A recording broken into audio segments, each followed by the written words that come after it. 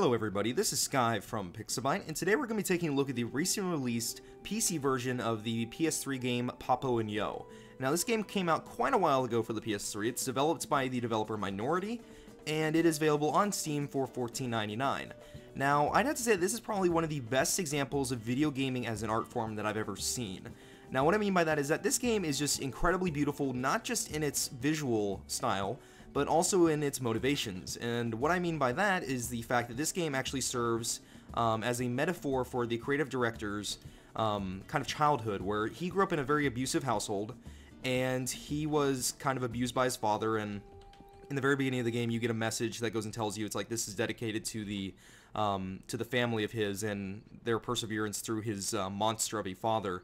And really this entire game kind of serves as a metaphor for that. You play as Kwaiko, who is trying to escape from his father, and the events that kind of follow are all in many ways kind of a metaphor for the creative director's childhood. But anyway, we are going to go ahead and just kind of progress right over here. And as you can see, there's a little girl right there, and she just opened up a door into what seems like kind of maybe another world, maybe somewhere else in this world. You are in the kind of a Brazilian favela, and as you see over here, we can go and see one of those kind of similar looking drawings on the walls. And if we go and pull on it like this, we will go and extend out some stairs. Now that is the primary gameplay mechanic here. There's some other elements that come into play as well throughout the game, but primarily you are going to have to be interacting with these different drawings on the wall. Now this actually lends the game a rather kind of childish feel to it, where you're playing as a kid, and this almost seems kind of like, you know, he's escaping from something through his imagination. All these different gameplay elements are expressed through these kind of drawings on the wall and how you interact with them, and it just really fits the attitude of the game. You're playing as a child, and so it kind of makes sense that these gameplay elements not just work as a very fun way to go and progress through a kind of adventure puzzle game, but also just as a good way to go and kind of express the fact that you're playing as a kid, and this is probably how a kid would go and escape from something, you know, use his imagination. And if we look right here, we have a hint box, and I also think that this is pretty cool. If you go and click on the hint box, it will go and make Kwaiko put it over his head. And as you see, it says, "I am a hint box and I'm here to help." Now, there are also tutorial boxes that will teach you important things to succeed. And remember, look for a hint or tutorial box if you ever find yourself stuck. So this is basically your way of going and kind of getting help through the game. You'll find those boxes. And I had to say that that might be the only kind of negative aspects of this game, is that sometimes those hint boxes can be a little too specific or a little too vague, and so they might be a little too helpful. I'd honestly just kind of recommend maybe staying away from them altogether. They can be a little too helpful, if that makes any sense, but as you see, we just went and activated that gear, and we were able to go and activate the kind of platforms over there. So we're going to run all the way back over there and go across the rooftops. But as you can see, this is a very beautiful game. It's just, it feels very, you know, very Latin American, I suppose, because you're in this Brazilian favela, and it just has a very nice kind of Latin American charm to it. And it also has some really great music. There have been actually periods where I've actually just gone ahead and stopped doing what I'm doing. I don't even focus on the puzzles, and I'll just try to listen to the music, because it's really, really well done. But if we continue through here, I believe we'll see another puzzle, and here it is. We'll just go ahead and move this, and now the wall is separated for us. So as you see, the different levers and gears you'll come across will do different things. Some of them will go and pull walls out of the way. Others will go and maybe even move entire buildings, which I think is probably one of the coolest things in this game, is you'll actually be able to go and move buildings to create like platforms for yourself. And I think that that is pretty neat. We may actually get to see it in this video. Not entirely sure, but hopefully we can. And so we're going to continue over these rooftops, and we're basically right now just chasing after that one girl, because she seems to be able to have control over all these different kind of portals and whatnot, and so we're trying to figure out what she has to do with it. And that is kind of how this game opens up, and she's actually one of many characters in this game. You'll find another character in this game who's pretty neat, which is a more helpful character called Lula, which is actually Kwaiko's kind of toy robot. And you'll also go and meet a character called Monster, who, if you kind of, I guess, kind of pay attention to this game, you'll understand that it's supposed to be, in a way, kind of the embodiment of the creative director's father. And he's a kind of a character that will sometimes be good and sometimes be bad, and he has his advantages and disadvantages, but he's a very interesting character, and the story focuses quite a lot on him as you progress through the game. But as we see, when we went and unlocked that gear, we were able to go and activate this, and now we have gone and pulled out some stairs for ourselves, which is really neat. So this is basically just how you go and solve these puzzles throughout. They get a little more complex as the game goes on. You'll have to go and complete puzzles that require you to go through several steps to go and complete them, and they get progressively more and more difficult, since they will also add in new things that are not just these kind of levers and pulleys and whatnot.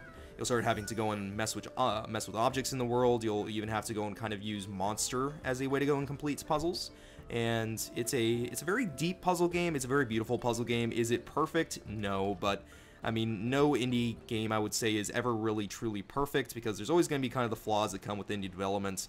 But overall, this game is just really beautiful in its heart and in its visual style and in its music, and I really enjoyed playing it. It actually had me very intrigued, and I constantly wanted to go forward.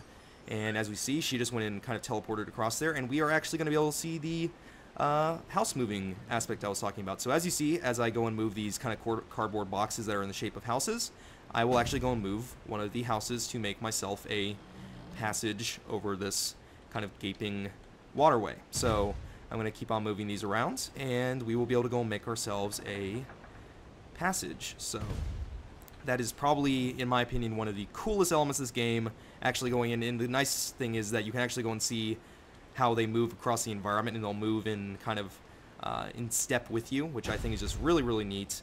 And I should also go and touch on the fact that even though this is originally a PS3 game, this game does not feel like a port on the PC. I know that's always a very big worry for people who are trying to go and play PC versions of, you know, console games, and some people always feel like, oh, you know what, they're going to be ports and they're not going to feel right on PC, but this game actually does feel very nice on PC, and I keep on failing. Why am I doing that? I need to go and step on these boxes. But that's another thing in this game, is that you cannot die.